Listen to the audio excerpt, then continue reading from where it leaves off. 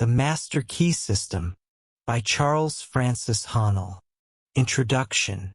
Prior to the manifestation of any environment, whether successful or otherwise, some manner of action is indispensable. Furthermore, before any action can transpire, there must exist some form of thought, whether conscious or subconscious. Given that thought is the direct product of the intellect, it becomes manifest that the mind constitutes the creative crucible from which all activities originate.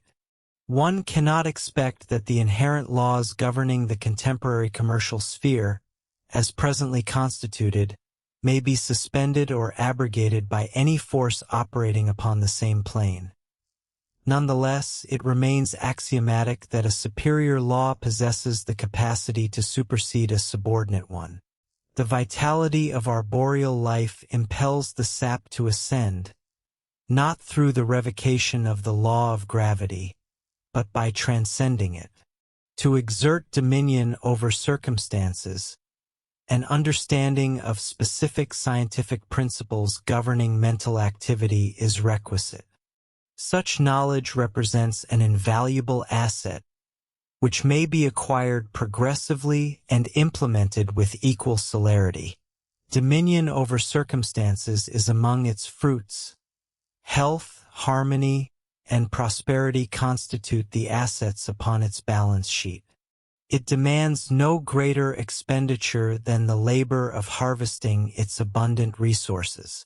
The naturalist who devotes a significant portion of his time to the observation of empirical phenomena continually cultivates capacity within those cerebral regions dedicated to observation. Consequently, he becomes incomparably more adept and discerning in comprehending his visual field, apprehending a myriad of details at a glance, far exceeding the capacity of his unobservant peer. He has attained this facility through the systematic exercise of his intellect. Having deliberately chosen to expand his mental capacity in the domain of observation, he purposefully exercised that specific faculty repeatedly, with heightened attentiveness and concentration. Thus, we observe the culmination, an individual erudite in the art of observation, vastly superior to his peers. Conversely, through stolid inaction, one may permit the delicate cerebral tissue to become rigid and ossified, rendering one's entire existence barren and unproductive. Every thought possesses a propensity to manifest as a material reality. Our desires represent seminal thoughts that tend to germinate, flourish, blossom, and ultimately bear fruit. We sow these seeds daily. What then shall the harvest yield? Each of us today is the product of our antecedent thoughts. In the future, we shall become the sum of that which we currently contemplate. We forge our own character, personality, and environment through the thoughts we initiate or entertain. Thought gravitates toward its likeness. The law of mental attraction exists in perfect parallel to the law of atomic affinity. Mental currents are as real as those of electricity, magnetism, or thermal energy. We attract those currents with which we are in resonance. Are we, therefore, selecting those that will conduce to our success? This remains the vital inquiry. Pathways of least resistance are established by the continuous activity of the mind. The exertion of the brain reacts upon the specific cerebral faculty employed. The latent potential of the mind is developed through constant exercise. Each modality of its activity attains greater refinement through practice. Exercises designed for mental development offer a diverse range of objectives for contemplation. They encompass the enhancement of the perceptive faculties, the refinement of the emotions, the stimulation of the imagination, and the symmetrical unfolding of the intuitive faculty, which, though incapable of articulating a rational cause, frequently directs or restricts our choices and, ultimately, the elevation of mental power through the cultivation of moral character. The greatest man, as Seneca observed, is he who chooses the path of rectitude with invincible determination. The supreme power of the mind, therefore, depends upon its exercise within moral channels, necessitating that every conscious mental endeavor be directed toward a moral end. A highly developed moral consciousness refines the evaluation of motives and enhances both the vigor and continuity of one's actions. Consequently, a well-balanced, symmetrical character demands robust physical, mental, and moral health, a synthesis that engenders initiative, capability, irresistible force, and, inevitably, success. It will be observed that nature perpetually seeks to express harmony in all things, endeavoring endlessly to bring about a harmonious resolution to every discord, wound, and adversity. Therefore, when thought is aligned in harmony, nature begins to manifest the material conditions necessary to constitute a harmonious environment. When we comprehend that the mind is the preeminent creative power, what boundary remains insurmountable? With desire acting as the paramount creative energy, is it not evident why desire must be cultivated, disciplined, and directed within our lives and destinies? Individuals of robust intellect, who dominate those in their immediate vicinity and often those far removed, emanate currents charged with such potency that, upon intersecting the minds of others, they bring the desires of those individuals into alignment with the mind of the stronger personality. Great leaders of humanity possess this capacity to a singular degree. Their influence is felt both near and far, and they secure compliance with their wishes by inducing in others a desire to act in accordance with them. In this manner, individuals of potent desire and imagination can and do exert a formidable influence over the minds of others, guiding them along the desired path. Magnetic individuals attract, allure, and draw others to themselves. Possessing great emotional resonance, they captivate the will of others. No individual is ever created devoid of the inherent capacity for self-determination. The individual who comprehends their own intellectual and moral capacity for conquest will invariably assert themselves. It is this precise truth for which a famished world yearns today. The opportunity to awaken a dormant intellectual courage that clearly discerns, and a moral courage that grandly endeavors, is accessible to all. There exists a divine potency within every human being. We speak of the sun rising and setting, although we are aware that this is merely an illusion of movement. To our senses, the earth appears stationary, yet we know it revolves with immense velocity. We refer to a bell as a resonant object, yet we know that its sole function is to generate vibrations in the atmosphere. When these vibrations reach a frequency of 16 per second, they produce the sensation of sound within the mind. The human mind is capable of perceiving vibrations up to a frequency of 38,000 per second. Should the frequency exceed this threshold, silence once more ensues, demonstrating that the sound resides not within the bell itself, but within our own consciousness. We speak and conceive of the sun as emitting light, yet we understand that it merely radiates energy that produces vibrations in the ether at a rate of 400 trillion per second, generating what are designated as light waves. Thus, we comprehend that what we term light is simply a mode of motion, and the only light that truly exists is the sensation produced within the mind by the movement of these waves.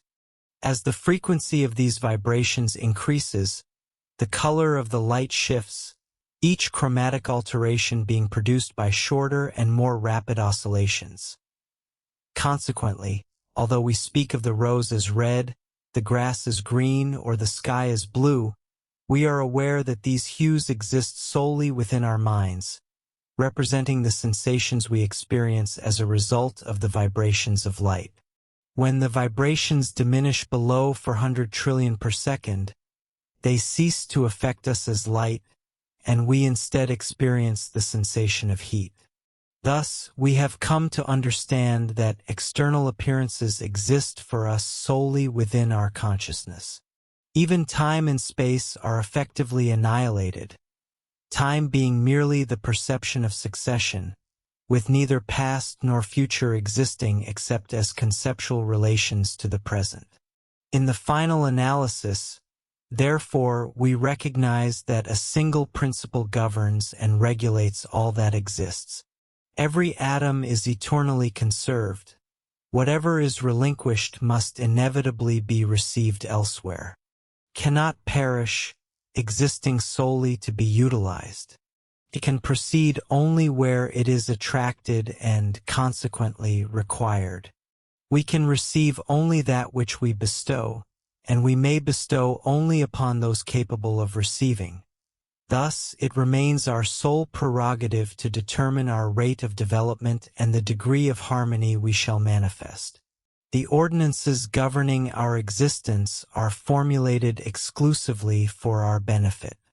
These laws remain immutable, and we are powerless to evade their operation.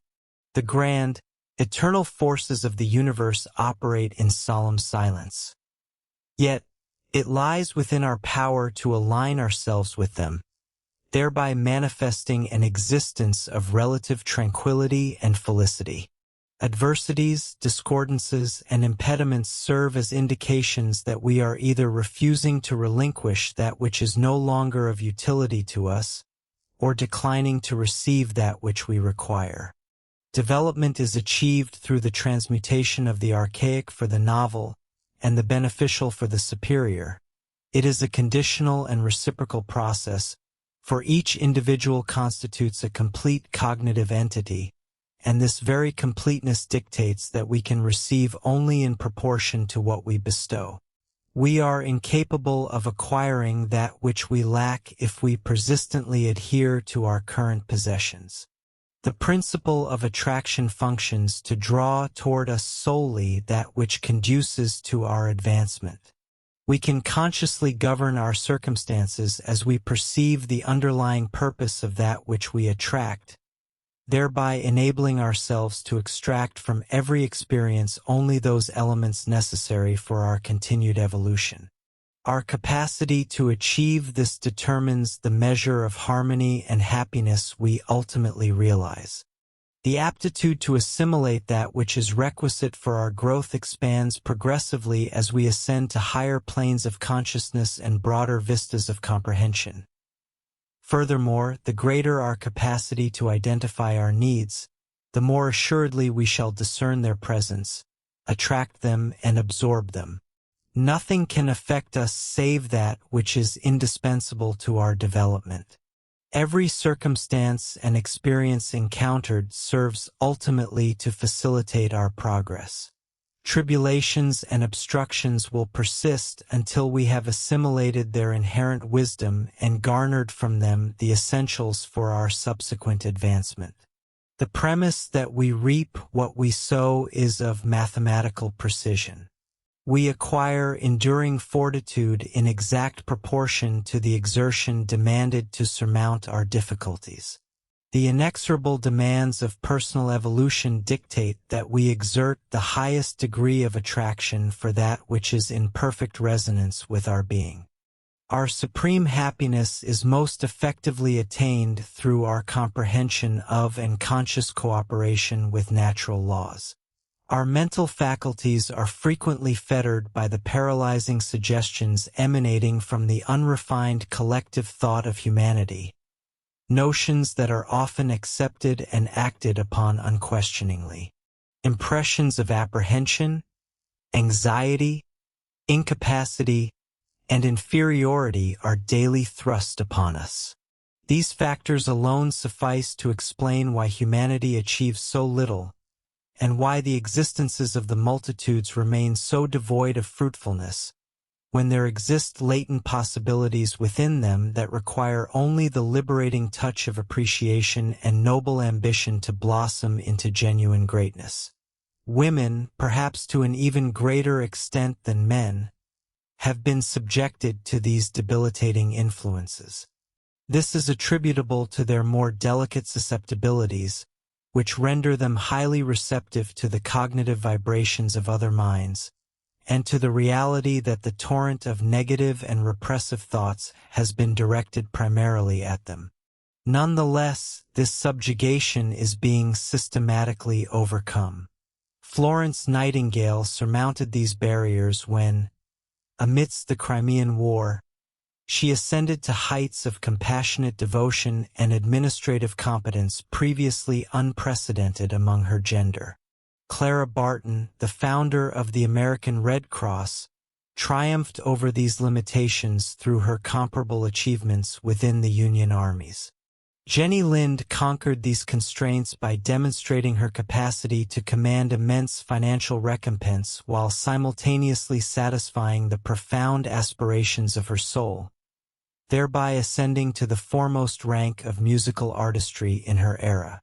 Furthermore, a distinguished lineage of female vocalists, philanthropists, authors, and actresses have demonstrated themselves fully capable of attaining the pinnacle of literary, dramatic, artistic, and sociological achievement. Women, in equal measure with men, are beginning to exercise independent thought. They have awakened to a profound comprehension of their inherent potential. They insist that if existence conceals any secrets, these must be revealed. At no prior epoch in human history has the influence and potency of thought undergone such rigorous and discerning investigation. While a select number of sages have historically grasped the momentous truth that mind is the universal substance underlying all existence, never before has this vital realization permeated the broader collective consciousness. Numerous intellects are currently striving to give this sublime truth precise articulation. Modern science has demonstrated that light and sound are merely varying intensities of motion, a premise that may herald the discovery of latent forces within humanity that could not have been conceived prior to this revelation. A new era has dawned. Standing in its illumination, humanity begins to discern the vastness and grandeur of existence. Enclosed within that life lies the germ of infinite capabilities. One is persuaded that the potential for human attainment is immeasurable, and that any boundaries to our forward progress are inconceivable. Occupying this elevated perspective, the individual discovers that he can draw fresh empowerment from the infinite energy of which he is an integral part. Certain individuals appear to attract success, power, opulence, and achievement with minimal conscious exertion. Others triumph only through arduous struggle, while still others fail entirely to realize their ambitions, desires, and ideals. What accounts for this disparity? Why should some individuals realize their ambitions effortlessly, others only through tribulations, and some not at all? The etiology cannot be physical. Otherwise, those possessing the most flawless physical constitutions would invariably achieve the greatest success. The distinction, therefore, must be psychological. It must reside within the intellect. Consequently, the mind must be the primary creative force, constituting the sole differentiator among individuals.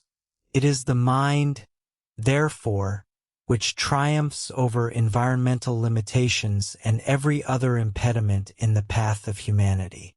It is the actualization of internal qualities through the creative potency of thought that has produced monumental leaders such as Alexander, Napoleon, Cromwell, Marlborough, and Washington.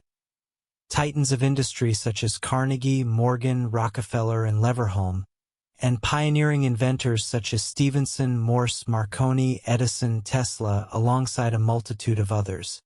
If, then, the sole distinction between individuals lies in their capacity to think, to direct and govern their thoughts, and to cultivate them, if the secret of all success, power, and achievement is the creative power of the mind and the force of thought, then surely the mastery of correct thinking must become the paramount objective of every human being. Once the creative efficacy of thought is fully comprehended, its consequences will be recognized as truly extraordinary. Yet, such outcomes cannot be attained without appropriate application, diligence, and intense concentration. The seeker will discover that the laws governing the mental and spiritual realms are as immutable and infallible as those of the physical universe. To obtain the desired results, therefore, it is essential to understand the law and to comply with its demands. Strict compliance with these principles will be found to yield the anticipated outcomes with invariable precision. The student who comprehends that power originates from within, that weakness is merely the result of reliance upon external aid, and who unhesitatingly relies upon his own cognitive faculties, immediately rights himself, stands erect, assumes a commanding posture, and performs wonders. Physicists inform us that we exist within a universal ether. Though inherently formless, this substance is highly plastic, shaping itself within, around, and about us in accordance with our thoughts and spoken words. We stimulate it into activity through our cognitions. Subsequently, that which manifests objectively in our reality is precisely what we have conceptualized or articulated. Thought is governed by immutable law. Our failure to manifest greater faith is attributable solely to a deficiency in our understanding. We have failed to comprehend that all phenomena operate in strict accordance with definite principles. The law of thought is as precise and absolute as the laws of mathematics, chemistry, electromagnetism, or gravitation. Once we begin to recognize that happiness, health, success, prosperity, and indeed every environmental condition are merely effects, and that these effects are engendered by correct thinking, whether consciously or unconsciously directed, we shall fully appreciate the critical importance of possessing a functional knowledge of the laws that govern thought. Individuals who attain a conscious realization of the power of thought find themselves in possession of the finest offerings of existence. Substantial realities of a superior order become their heritage, and these sublime truths are of such a nature that they may be rendered tangible components of daily personal life. They perceive a realm of elevated potency and maintain that power in constant operation. This force is inexhaustible and limitless, thereby propelling them forward from triumph to triumph. Obstacles that appear insurmountable are successfully surmounted. Adversaries are transformed into allies. Adverse conditions are mastered. Elemental forces are transmuted, and destiny itself is conquered. The repository of good is inexhaustible, and demands may be made upon it in accordance with whatever directions we may desire. This constitutes the mental law of demand and supply. Our circumstances and environment are fashioned by our thoughts. We have, perhaps, been generating these conditions unconsciously. Should they prove unsatisfactory, the remedy lies in consciously altering our mental attitude, thereby observing our circumstances adjust themselves to the renewed mental state. There is nothing anomalous or supernatural in this phenomenon. It is simply the law of being. The thoughts that take root within the intellect will inevitably bear fruit after their kind. The most ingenious schemer cannot gather grapes from thorns, nor figs from thistles. To elevate our circumstances, we must first elevate ourselves. our thoughts and aspirations will be the first to manifest this improvement. To remain ignorant of the laws governing the mental realm is akin to a child playing with fire, or a man manipulating potent chemicals without a comprehension of their nature and interactions. This is universally true, for mind is the sole primary cause that produces all conditions in the lives of human beings. Assuming agreement with all that has been asserted thus far, and indeed most individuals will find no cause for exception, there remains the necessity of making a practical application of this law. To utilize this law and place ourselves in harmonious alignment with it, so that its benefits may be manifested within our lives, it is essential to ensure that all conditions required for its proper operation are met. We may comprehend the laws governing electricity, possess the necessary apparatus, the lamps, the wires, and the switches, and even understand how to generate the current. Yet if the connections are improperly made, we may operate the switch until doomsday without producing light. Thus it is with the law of attraction. It remains in constant operation, universally, perpetually creating and bringing things into manifestation, while all things undergo continuous change. Yet, to benefit from this process, it is just as imperative to comply with its laws as it is in the cases of electricity or gravitation.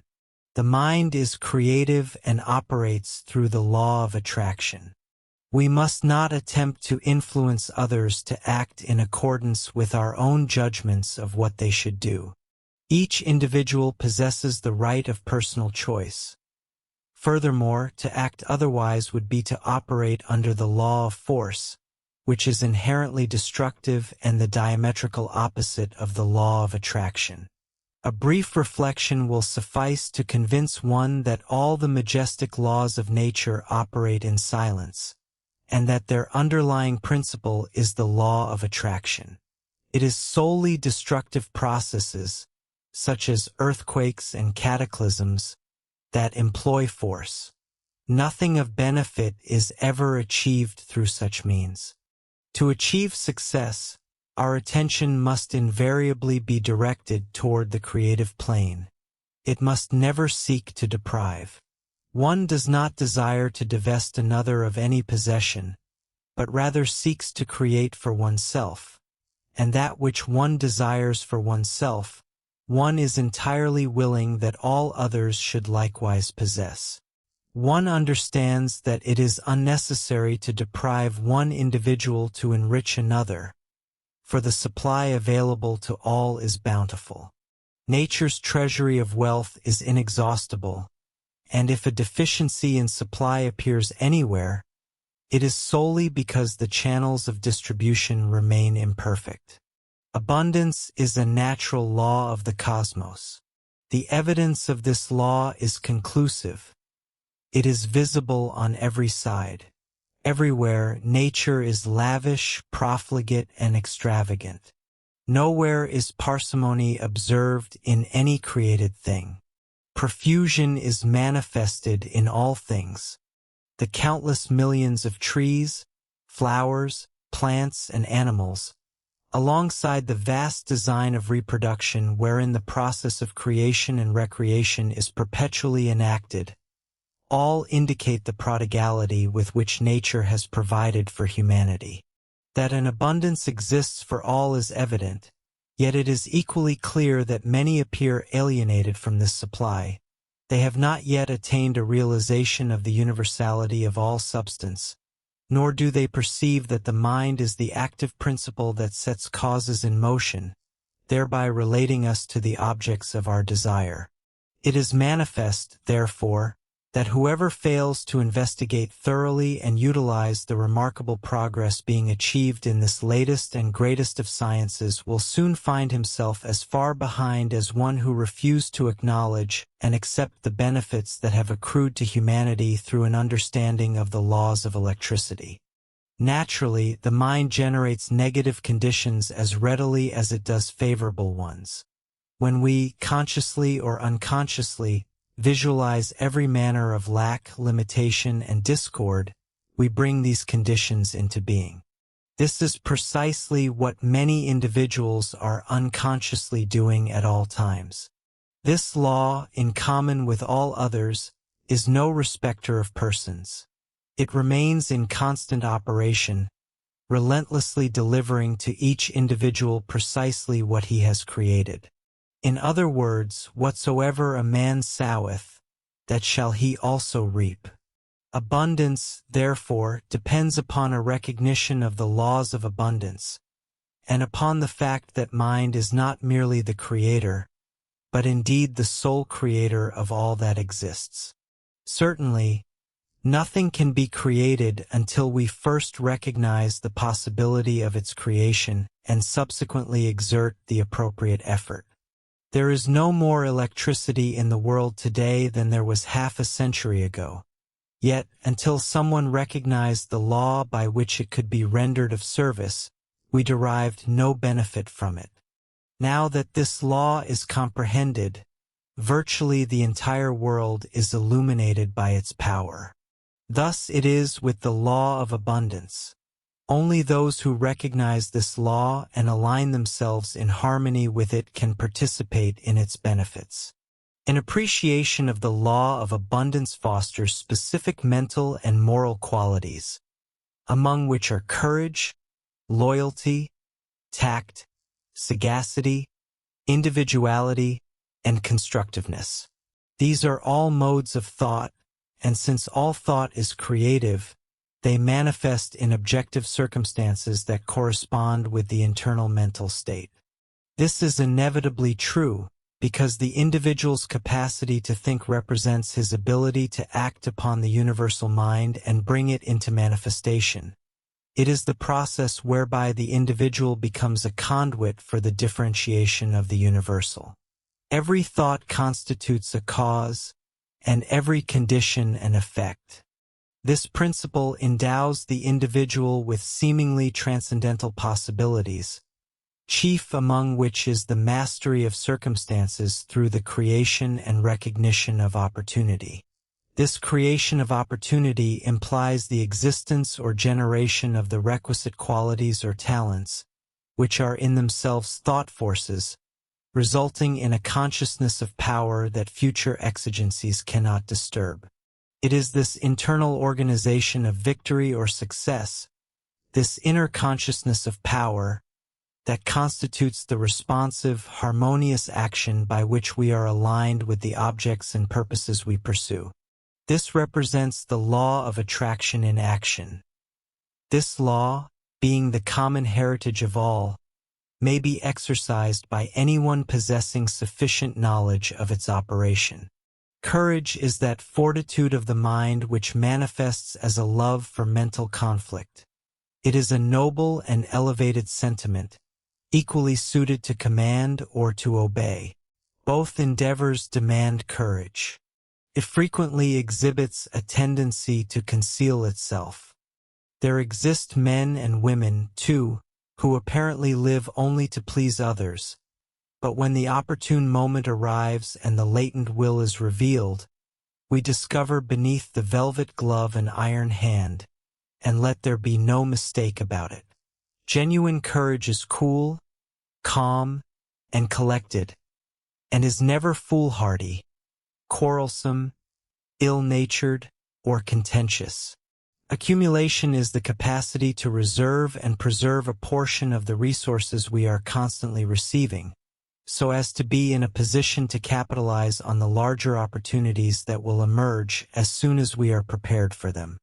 Has it not been said, "To him that hath shall be given"? All successful businessmen possess this quality in a highly developed state. James J. Hill, who recently passed away leaving an estate exceeding $52 million, remarked, "If you wish to know whether you are destined for success or failure in life, you can easily find out. The test is simple and infallible. Are you able to save money? If not, withdraw. You will lose. You may believe otherwise, but you will lose as surely as you live. The seed of success is not within you. This is excellent as far as it goes, but anyone acquainted with the biography of James J. Hill knows that he acquired his $50 million by following the precise methods we have outlined. In the first place, he commenced with nothing. He had to employ his imagination to conceptualize the vast railroad which he projected across the western prairies. He then had to arrive at a recognition of the law of abundance in order to provide the ways and means for materializing it. Had he not pursued this course, he would never have had anything to save. Accumulativeness acquires momentum. The more one accumulates, the more one desires, and the more one desires, the more one accumulates, so that within a brief period, the action and reaction acquire an unstoppable momentum. It must, however, never be confounded with selfishness, miserliness, or parsimony. These are perversions and will render any genuine progress impossible. Constructiveness is the creative instinct of the mind.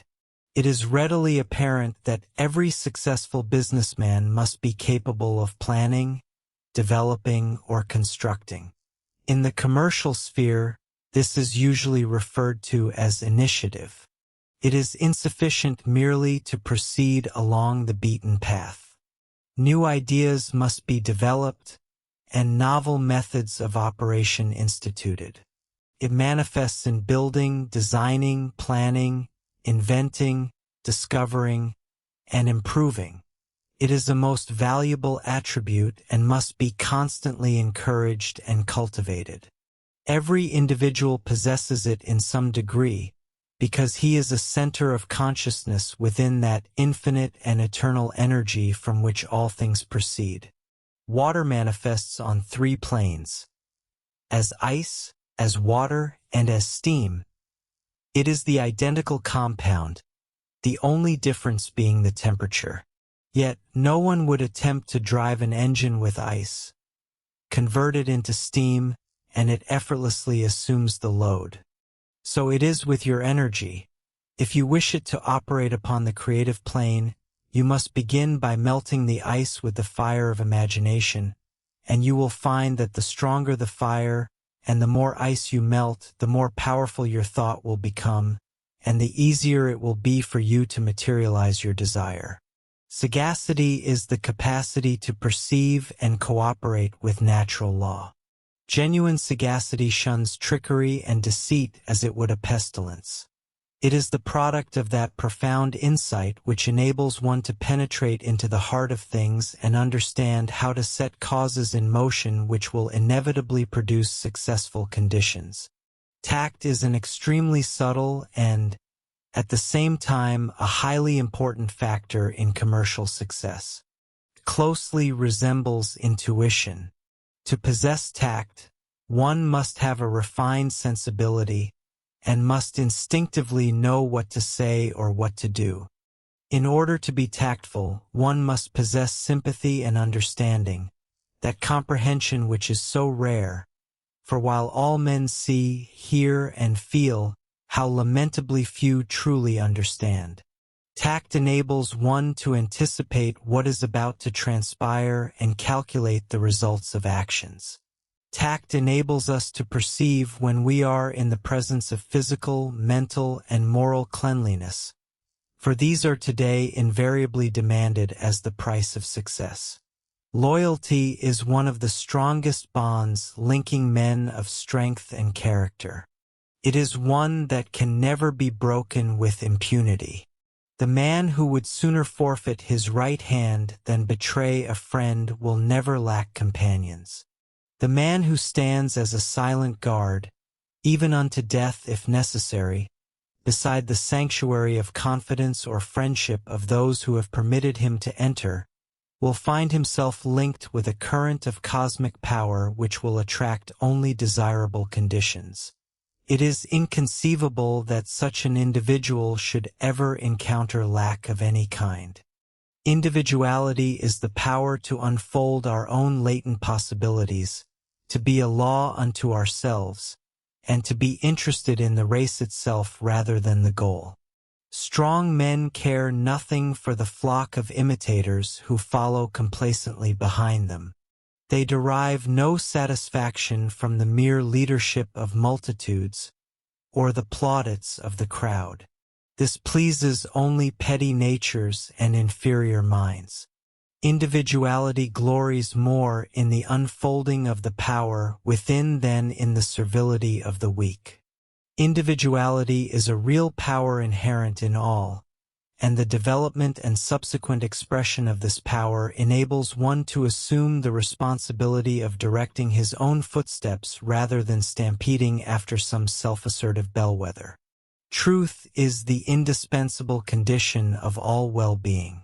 To be sure, to know the truth and to stand confidently upon it is a satisfaction with which no other is comparable.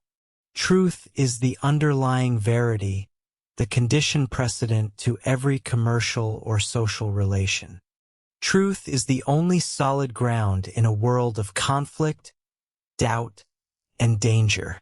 Every act not in harmony with truth, whether through ignorance or design, undermines the ground beneath our feet, leading to discord, inevitable loss, and confusion. For while the humblest mind can accurately foretell the result of every correct action, the greatest, most profound, and penetrating intellect loses its way hopelessly and can form no conception of the results arising from a departure from correct principles. Those who establish within themselves the requisite elements of true success have established confidence and organized victory, and it remains only for them to take such steps from time to time as the newly awakened thought force shall direct. And herein lies the wondrous secret of all power. Less than 10% of our mental processes is conscious, while the remaining 90% is subconscious and unconscious. Consequently, he who relies upon his conscious thought alone for results is less than 10% efficient. Those who are achieving anything of true value are those who are enabled to capitalize on this vast storehouse of mental wealth. It is in the vast domain of the subconscious mind that great truths lie hidden, and it is here that thought finds its creative power, its power to correlate with its object, to bring the seen out of the unseen. Those familiar with the laws of electricity understand the principle that electricity must always pass from a higher to a lower potential, and can therefore make whatever application of the power they desire. Those unfamiliar with this law can accomplish nothing, and so it is with the law governing the mental world. Those who understand that mind penetrates all things, is omnipresent, and is responsive to every demand can utilize the law and control conditions, circumstances, and environment. The uninformed cannot use it because they are ignorant of it. The fruit of this knowledge is, as it were, a gift of the gods. It is the truth that makes men free, not only free from every lack and limitation, but liberated from sorrow, anxiety, and care. And is it not wonderful to realize that this law is no respecter of persons, and that regardless of what your habit of thought may be, the way has been prepared? Upon the realization that this mental power governs and directs every other existing force, that it can be cultivated and refined, and that no limitation can be placed upon its activity, it becomes manifest that this is the supreme reality of the world, the panacea for every affliction, the resolution of every difficulty, the fulfillment of every desire, and, indeed, the Creator's magnificent provision for the liberation of humanity. The scientific ethos now presides over every domain of human endeavor.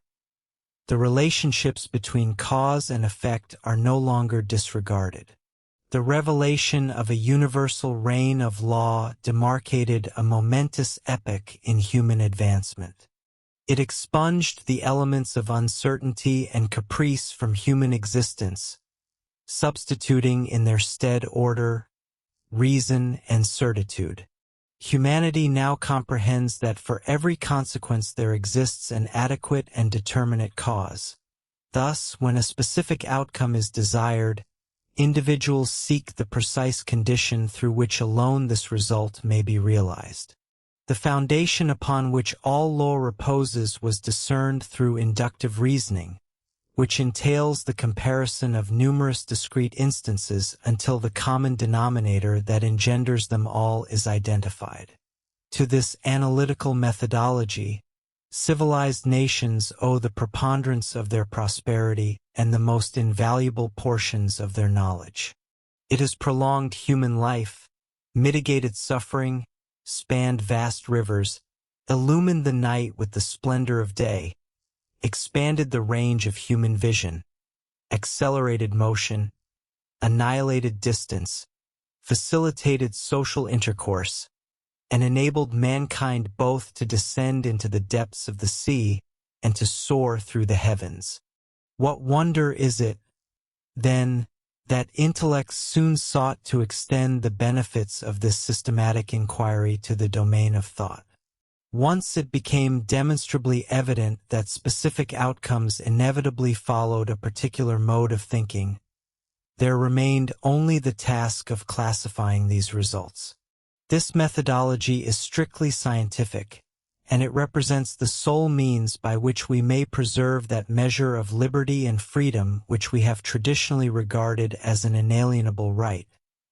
For a nation remains secure domestically and internationally only if national preparedness encompasses such virtues as an increasing reservoir of health, accumulated efficiency in both public and private enterprises of every description, a continuous advancement in the science and art of collective action, and an increasingly paramount endeavor to center all aspects of national development around the elevation of life, both individual and collective, a life for which science, art, and ethics provide guidance and governing principles. The master key is founded upon absolute scientific truth. It is designed to unfold the latent possibilities dormant within the individual and to demonstrate how they may be galvanized into potent action to enhance personal capacity, thereby imparting heightened energy, discernment, vigor, and cognitive elasticity. The student who acquires a comprehension of these revealed mental laws will obtain the ability to secure results hitherto unimagined, an acquisition yielding rewards that defy verbal description. It elucidates the proper employment of both the receptive and active dimensions of the mental constitution, instructing the student in the discernment of opportunity. Furthermore, it fortifies the will and the reasoning faculties, while guiding the cultivation and optimal application of the imagination, desire, the emotions, and the intuitive capacity. It imparts initiative, tenacity of purpose, sagacity of choice, intelligent empathy, and a profound appreciation of existence upon its loftier planes. The master key inculcates the application of genuine mental power, eschewing all counterfeits and aberrations. It stands entirely apart from hypnotism, magic, or any of those alluring deceptions that mislead many into believing that value may be obtained without effort. The master key cultivates and refines the understanding requisite to govern the physical body and, consequently, one's state of health. It enhances and fortifies the memory. It nurtures insight, that rare caliber of discernment which serves as the defining characteristic of every triumphant entrepreneur. The capacity that enables individuals to perceive latent possibilities alongside inherent difficulties in any given scenario, and to detect opportunities in close proximity. Indeed, countless individuals fail to perceive opportunities virtually within their grasp, remaining industriously occupied with endeavors that cannot, under any circumstances, yield any significant return. The master key develops mental power, signifying that others instinctively perceive your personal force and strength of character, thereby aligning their desires with your objectives. It implies that you magnetically draw individuals and favorable circumstances to yourself. While some might deem this good fortune, It is in truth the result of arriving at a comprehension of the fundamental laws of nature and harmonizing oneself with them. It denotes that you are attuned to the infinite, possessing an understanding of the law of attraction, the natural principles of growth, and the psychological laws upon which all social and commercial advantages depend. Mental power is inherently creative. It endows one with the capacity to generate prosperity independently, rather than the ability to deprive others of their possessions. Nature never operates through such deprivation. Nature causes two blades of grass to flourish where but one grew before, and mental power enables mankind to achieve a corresponding abundance. The master key fosters insight, sagacity, heightened independence, and both the capacity and inclination to be of service. It dismantles distrust, despondency, apprehension, melancholia, and every manifestation of scarcity, limitation, and infirmity, including physical pain and disease. It awakens dormant talents, provides initiative, vigor, and vitality, and engenders a profound appreciation for the aesthetic dimensions of art, literature, and science. It has transfigured the lives of thousands of individuals by substituting precise, immutable principles for vague and uncertain methodologies, and principles constitute the bedrock upon which every framework of efficiency must depend. Elbert Gary, the chairman of the United States Steel Corporation, observed, "The services of advisors, instructors, and efficiency experts in successful management are indispensable to most business enterprises of magnitude, but I deem the recognition and adoption of right principles to be of vastly greater importance." The master key inculcates correct principles and delineates the methods for their practical application. In this regard, it departs from all conventional courses of study. It demonstrates that the sole value inherent in any principle resides entirely in its execution. Countless individuals consume literature, engage in correspondence courses, and attend lectures throughout their lives without ever making any progress toward demonstrating the efficacy of the principles involved. The master key provides the methodologies whereby the validity of these principles may be verified and integrated into daily experience. A profound transformation is occurring within global thought. This transition is transpiring silently in our midst, possessing greater significance than any transition the world has undergone since the decline of paganism. The current revolution in the convictions of all societal strata, encompassing the most erudite and refined intellects as well as the working class, remains unprecedented in human history. Science has recently made such colossal discoveries, disclosed such an infinitude of resources, and unveiled such immense possibilities and unsuspected forces, that natural philosophers increasingly hesitate to declare certain hypotheses as indubitably established, or to dismiss others as patently absurd or impossible. Thus, a new civilization is being born. Archaic customs, rigid creeds, and cruelty are dissolving, while vision, faith, and service ascend to take their place. The shackles of tradition are being dissolved from humanity, and as the dross of materialism is consumed, thought is liberated, allowing truth to rise, full-orbed, before an astonished multitude. The entire world stands upon the threshold of a new consciousness, a novel power, and a fresh realization of the resources latent within the self. The preceding century witnessed the most magnificent material progress in human history. The current century is destined to yield the most significant advancements in mental and spiritual potency. Physical science has reduced matter to molecules, molecules to atoms, and atoms to energy. Subsequently, Sir Ambrose Fleming, in an address before the Royal Institution, further resolved this energy into mind.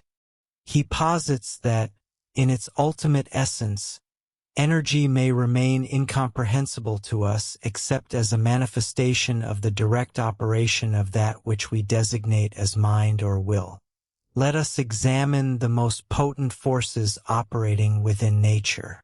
Within the mineral kingdom, all elements are solid and immutable.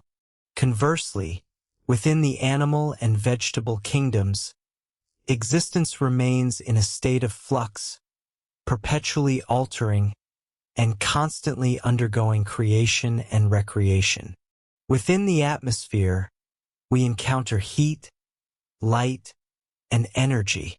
Each successive realm becomes subtler and more spiritual as we transition from the visible to the invisible, from the coarse to the refined, and from low to high potentiality. Upon reaching the invisible, we discover energy in its purest and most volatile state.